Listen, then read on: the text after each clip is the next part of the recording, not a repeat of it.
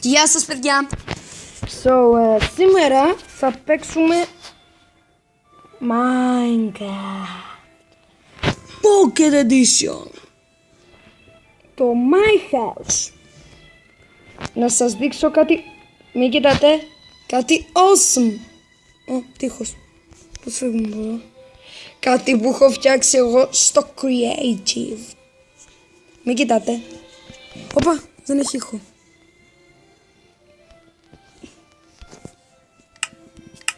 Εντάξει. Βουαλά! Είναι το σπίτι μου σε Minecraft. Αυτή είναι η τηλεόραση. Αυτά είναι τα βιβλία.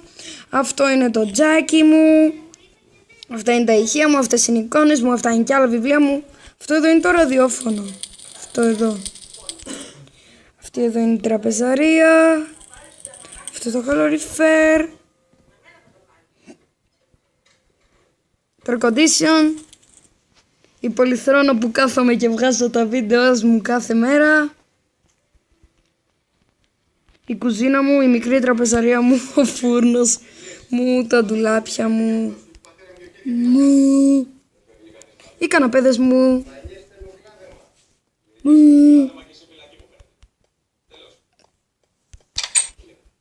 Η τουαλέτα μου. Αυτή εδώ είναι η λεκάνη. Αυτό είναι το ντους. Αυτό εδώ είναι το τέτοιο. Πώς το λένε? Το μεγάλο τσουτσούνι που βγάζει το νερό, άντε.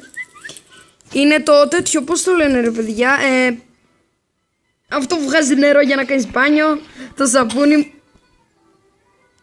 Ένα λεπτό. Το σαπούνι μου. Ο νηπτήρας μου, ο καθρέφτης μου. Το καλοριφέρ μου.